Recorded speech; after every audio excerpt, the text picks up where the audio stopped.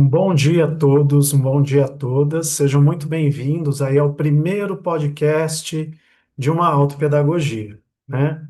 E considero que é nada mais natural que a gente converse com a idealizadora de uma autopedagogia, que é Marlete Wildenberg. Então, seja muito bem-vinda nessa manhã, Marlete. Obrigada, Fabiano. Bom dia a todos e vamos juntos, né? Desbravar o que seja uma autopedagogia.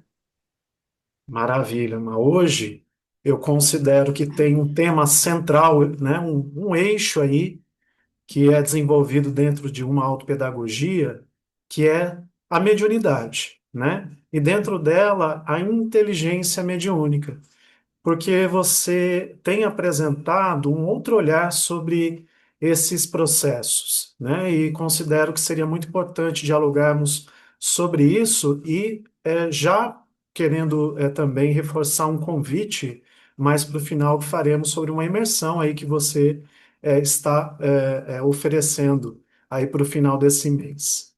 Então, eu queria ouvir muito, acho que todo mundo que, mesmo que te conheça, mas principalmente para aqueles que ainda não te conhecem, fala um pouquinho sobre você. Quem é Marlete Wildenberg? Bom, é sempre um desafio falarmos diretamente sobre nós, né? Mas no percurso da vida você vai se definindo um pouco melhor como pessoa, né? Principalmente como pessoa humana, e você vai atribuindo, na sua identidade, o rol daquelas atividades que você tem a habilidade de desenvolver com o percurso do tempo. Então, olhando para o membro social, para a pessoa humana, Marlete Wildenberg é uma mulher negra, gosto muito de ressaltar, autodidata e, consequentemente, escritora, consequentemente, facilitadora de grupos de autoconhecimento, e passando também, né? Eu nem diria passando, mas passei com o decorrer dos anos por uma transformação muito grande que foi depois de, em média, quase 20 anos atuando na doutrina espírita e por um período satisfeita com aquilo que eu desenvolvia nela e depois insatisfeita quando via que a doutrina espírita, principalmente aqui no nosso país, ela se tornou somente uma religião a mais, né? E não se propalou como doutrina científica e filosófica, como foi a proposta de Allan Kardec. Então, eu continuei filosofando, eu continuei olhando para o mundo, dito mundo espiritual, mas sem perder foco da mediunidade, né? E surgiu em mim essa inconformidade de ver a mediunidade somente como uma ponte que intermediava o plano físico e o plano espiritual, considerando que o plano espiritual seria com aqueles que já estão mortos, né? E o médium, ele era esse instrumento de intercâmbio, né? Ele intercambiava essa relação entre ditos vivos e ditos mortos. Então, chegou aquele período de profunda inconformidade e aquele olhar de que para que você merecesse a espiritualização pela qual você tinha que passar, você tinha que se tornar um bom espírito, você tinha que ser uma pessoa perfeita, uma pessoa dotada de espiritualidade do último fio de cabelo ao dedão do pé, né? O último fio de cabelo da cabeça ao dedão do pé. Então, eu comecei a pesquisar, estudar, conheço o Espiritismo diretamente pelas obras básicas, conheço a Revista Espírita, todas as obras de Kardec, e sinto honra, como mulher, como um ser inteligente, de poder ter visto que numa época tão remota, né, 1856, alguém já tivesse um pensamento tão avante, né, tão futurista, se assim podemos dizer, como Kardec teve. E aí tive a percepção de que o foco dele não eram os espíritos, mas eram os médiuns, tanto que ele dedicou um livro para os espíritos e um livro para os médiuns, e fez questão de frisar que o exercício do espiritismo era a mediunidade.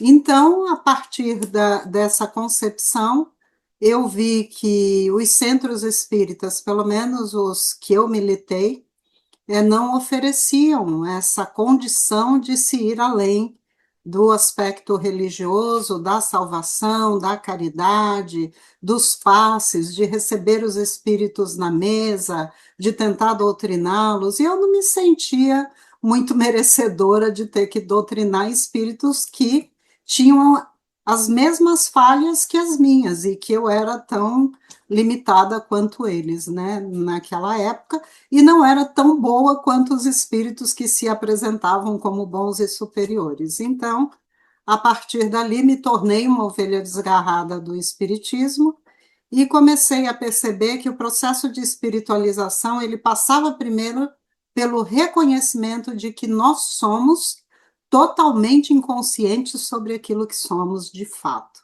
né? E que a vida humana era um meio pelo qual eu podia contestar, eu podia aceitar, eu podia me rebelar, eu podia me aprofundar quanto àquilo que eu sou de fato. E o que sou, é uma resposta que ninguém pode dar para mim, só eu posso me dar. Então, a partir daí, comecei a perceber que era importante o desenvolvimento de autoconhecimento. Com o decorrer do tempo, isso foi evoluindo para a autoaprendizagem, passando por essa conversão, e na atualidade, percebendo a importância do autodidatismo, né, do indivíduo se tornar um autodidata na sua busca por si mesmo, no entendimento de si, na resposta à questão: o que sou? Se tudo aquilo que sou e o que faço não me traduz absolutamente, e a inquietação continua, né? E foi Você daí que então, surge. Pois não. desculpa.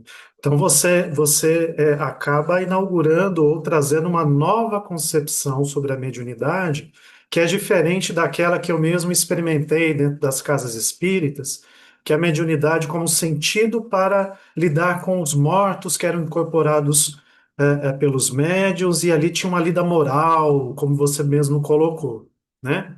Aí Certo, você certo. traz essa mediunidade como um olhar para si mesmo. Fala um pouquinho mais, aprofunda um pouco mais essa visão da sua concepção de mediunidade. Então, e quando a gente chegou a esse ponto, né, quando eu cheguei a esse ponto de identificar que a mediunidade na mesa espírita ali para mim era o limite, foi onde surgiu essa necessidade de autoconhecimento sem menosprezo da mediunidade. Porque eu também passei a perceber, na época, juntamente com um grupo de amigos, de estudiosos, passamos a perceber que o quê? Que a mediunidade ela era um sentido e que Kardec deixou claro isso, que era um sentido inerente a todo ser humano. Todo ser humano, num alto ou num baixo grau, era médium por natureza. Então, a partir daí, eu pude perceber que a mediunidade era um sentido em desenvolvimento pertencente ao homem, não pertencente à casa espírita ou às religiões, né? Que ela sempre esteve permeada, onde tem um ser humano, tem fatores mediúnicos, né? Que são classificados muitas vezes como sobrenatural. E foi a partir daí que eu percebi que para fazer autoconhecimento era necessário um aprimoramento da mediunidade, num sentido mais claro e mais profundo, para que o médium, ao invés de ser a ponte entre o mundo dos ditos vivos e dos ditos mortos, ele utilizasse o sentido mediúnico para focar a sua própria invisibilidade, para focar naquilo que o compunha e que ele não acessava pelos sentidos fisiológicos, né? Visão, audição, tato, olfato, paladar. E aí nós começamos a buscar como nós definiríamos esse sentido e como nós poderíamos olhar para a mediunidade de uma forma mais sensível e simultaneamente mais profunda. E foi daí que surgiu o termo, até por sugestão na época do Lucas, que trabalhava comigo, que se tornasse o termo inteligência mediúnica, porque nós vínhamos estudando as diversas formas de inteligência, entendeu? Desde a inteligência musical, a inteligência matemática, a inteligência mais lírica, a inteligência mais artística. Então, tem uma outra inteligência que abrange todas. Qual? Inteligência mediúnica, porque é o foco do indivíduo médium sobre ele mesmo. Muito interessante, Marlete, porque aí você aproxima a mediunidade num fator educativo ou pedagógico, né? E aí acho que dentro daquilo que você propõe uma autopedagogia. Então a mediunidade, ela não está mais a serviço de uma necessidade de um ambiente religioso, e aí ele passa a se aproximar dentro de uma proposta autopedagógica. É isso? Exatamente isso, porque essa correlação com a pedagogia nós já tínhamos na dinâmica de autoconhecimento. Então, o autoconhecimento, para mim, Fabiano, ela não exercida simplesmente no vou desenvolver o conhecimento sobre o que eu sou e a partir daí eu vou usar isso em proveito da minha ascensão ou do meu crescimento, né? Não. Autoconhecimento é uma necessidade evolutiva que se torna com o tempo uma necessidade progressiva, né? Então, a partir daí, a gente pode perceber o quê? A evolução, ela fez seu papel, ela nos trouxe até a condição humana. Mas o que há de sensível e inteligente no homem não é só traduzido humanamente, né? Então, a gente precisaria de uma linha progressiva, ou seja, uma linha que tivesse além do processo evolutivo. E a mediunidade foi o que nos favoreceu essa busca e esse entendimento. E aí, aquilo que se desenvolveu como uma aprendizagem, vamos desenvolver aprendizagem para desenvolver autoconhecimento? Opa, se é autoconhecimento, não é aprendizagem, é autoaprendizagem, né? Porque nós não vamos aprender sobre algo que será constituído, é sobre algo que constituído está, que é o homem que eu sou, no âmbito de espécie, no âmbito de pessoa, no âmbito como membro social, no âmbito psíquico, consequentemente no âmbito sensível, né?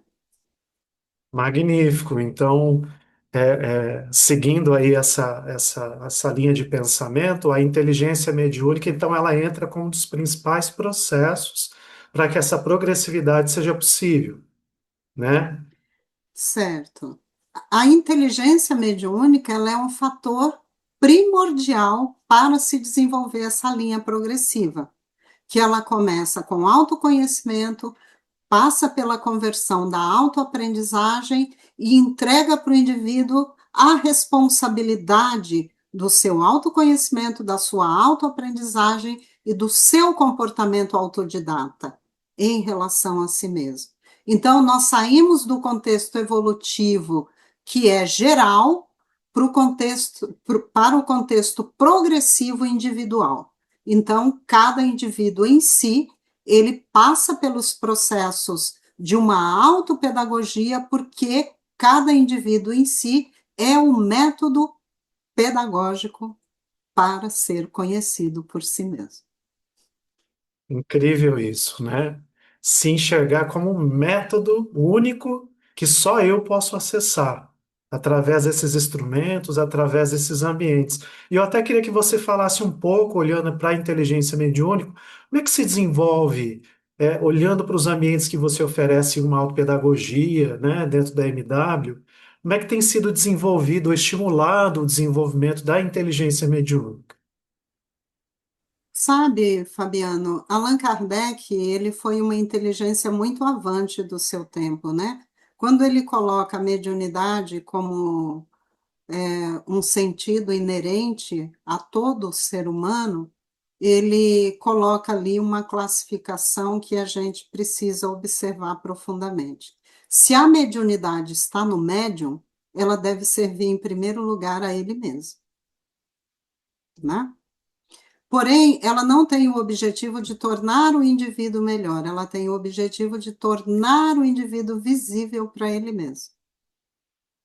Então, quando Allan Kardec disse que o Espiritismo era uma doutrina científica e filosófica, não existe ciência sem pesquisa, né, Fabiano? Você concorda comigo?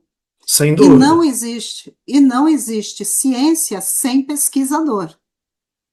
sem dúvida. Como também não existe ciência sem pesquisa, sem pesquisador e sem que o pesquisador tenha uma qualidade primordial, que é a qualidade de observador, Exatamente. né? Então, é maravilhoso quando você percebe que alguém teve esse foco lá numa época extremamente longínqua, né? Então, como é que se exercita a inteligência mediúnica? Porque um pesquisador dentro da área de ciência, ele não parte do nada. Ele parte do seu contexto sensitivo, das suas intuições, da sua sensibilidade, daquilo que ele tem como idealização a alcançar, né? Então, quando nos ambientes de uma autopedagogia nós colocamos para o participante que ele é o método e, ao mesmo tempo, ele é o observador que observa o método, e, simultaneamente, ele é o pesquisador dentro da sua linha de pesquisa, que é o si mesmo, ok? Então, a inteligência mediúnica ela tem o seu primeiro estímulo de desenvolvimento através do que nós chamamos de autoobservação, que é um grande desafio para o indivíduo sensorial que se estende no decorrer do dia como visão, audição, tato, olfato, paladar, em torno do seu ambiente, na relação do seu corpo com o ambiente. Mas quando nós estamos em dor ou estamos passando por alguma situação difícil ou um sofrimento, tem áreas em nós que são tão invisíveis quanto é invisível o dito mundo espiritual para nós. Então, nesse momento de dor, de sofrimento, de problemática, isso não está ocorrendo naquilo que nós estamos identificando fora de nós, somente está ocorrendo em uma área de nós mesmos que nós não temos acesso para decodificar, né? Pelo menos por enquanto. Então, é nesse momento que o indivíduo ele vai precisar ganhar o status de autoobservador. Eu sou o observador e, simultaneamente, o objeto observado, né? E, a partir daí, ele vai desenvolvendo esse comportamento de um autodidata, que é olhar para si antes de olhar para o mundo. Porque para o mundo, seus antepassados já olharam para você, né? Então, você precisa olhar para si mesmo na sua relação com o mundo, e, a partir daí, você vai percebendo que você participa de uma realidade coletiva, que essa sua participação nessa realidade coletiva não tem a sua participação, mas tem a participação de um conjunto intuitivo e organizado de forças que te arremessam para o coletivo e com muita dificuldade de te situarem no indivíduo, na pessoa, na singularidade que cada um de nós é. Então, sintetizando aí a resposta à sua pergunta, a inteligência mediúnica começa com o exercício da autoobservação. Magnífico, você traz para nós uma outra noção de espiritualidade, que é aquela que está em mim, né? Aquela, ou seja, essa área invisível humana de fenômenos que eu desconheço, que a sensorialidade não me permite enxergar e que a inteligência mediúnica integra como o único meio que me permite enxergar essa invisibilidade ou trazer a luz para si mesmo. Ou seja, só eu sou capaz de ver. É uma É, outra concepção. eu considero que tudo seria muito injusto se tudo aquilo que eu sofro, se tudo aquilo que eu sinto, ou se tudo aquilo que me alegra fossem somente circunstâncias exteriores, né? Seria muito injusto, pelo menos na minha concepção, pensar que todos nós dependemos um do outro e que nós temos que nos conformar com isso. Eu considero a dependência uma linha natural da vida, tem coisas que nós não fazemos por nós mesmos, e isso é absoluto, mas a lida com a dor emocional, a lida com os rumores internos, a lida com muitas circunstâncias e situações que eu sinto e não sei lidar, isso precisa se tornar uma responsabilidade, um comprometimento meu. Eu não posso passar a minha vida dependendo de alguém para me aliviar, para me fortalecer, para me dar diretrizes internas que, se eu não estou vendo como elas estão se processando em mim, como alguém fora de mim pode vê-las se processando em mim, né? Ah, mas a mediunidade não faria isso? Não, ela não faz isso, né? O que é diferente de você desenvolver seu autoconhecimento, sua autoaprendizagem, seu autodidatismo, e de você ter uma noção do que esteja ocorrendo com a outra pessoa e estimulá-la ao processo de autoobservação. É diferente, né? O estímulo não é uma dependência, o estímulo é o atrito necessário para que eu me veja, né? Para que eu comece a identificar os fatores que me acometem. Então, Fabiano, eu penso numa. Não, não na vida, porque a vida tem seu próprio contexto e ela se desenvolve como ela é capaz de se desenvolver. A vida orgânica, ela depende de um organismo, a vida orgânica, ela depende de um ambiente coletivo, a vida orgânica depende de um ambiente social. Todo organismo depende de um ambiente social. Mas o ser que sente, ele depende do organismo, mas o organismo não tem como identificá-lo, né? Ou seja, é só ele mesmo. Então, ele precisa de um sentido que aponte para essa invisibilidade que ele não consegue definir. E esse sentido se chama inteligência mediúnica. Ou seja, a mediunidade como a sustentadora em todos os sentidos da vida, do ser sensível, da coletividade, né? Então, eu diria para você que se espiritualizar, eu alteraria o conceito hoje para se singularizar, né? Que essa singularização ela pode ser exercida pelo indivíduo nele mesmo, e isso não o aparta do mundo nem do contexto social, mas ele se torna alguém dependente no âmbito do organismo e independente no âmbito do sentir, no âmbito do seu próprio psiquismo. Magnífico, excelente. E nós já estamos aqui chegando no final do nosso podcast. E considero que acho que deu para, primeiramente para mim, né, e para quem está nos acompanhando nesse momento, ter uma noção bem ampla, e diria até profunda sobre o tema, né? Mas quero te convidar aí para as palavras finais e antes que eu possa aí também reforçar um convite sobre a sua imersão. Fique à vontade. Eu não diria que Marlete Wildenberg é uma pessoa otimista. Eu não sou otimista. E também não sou realista. Eu sou médium, né? E como médium, eu não estou a serviço da coletividade. Como médium, eu estou a serviço do que sou, né? Tentando desbravar esse universo e entender aquilo que me mobiliza, com muita gratidão a Marlete, como organismo, como pessoa humana, como membro social, que me permite olhar para mim mesmo através dela e poder identificar essa capacidade que nós identificamos como inteligência mediúnica, de olhar para o si mesmo, de olhar para as forças invisíveis que a compõem, que me compõem, e poder me identificar como um ser à parte da coletividade, embora inserida nela, né?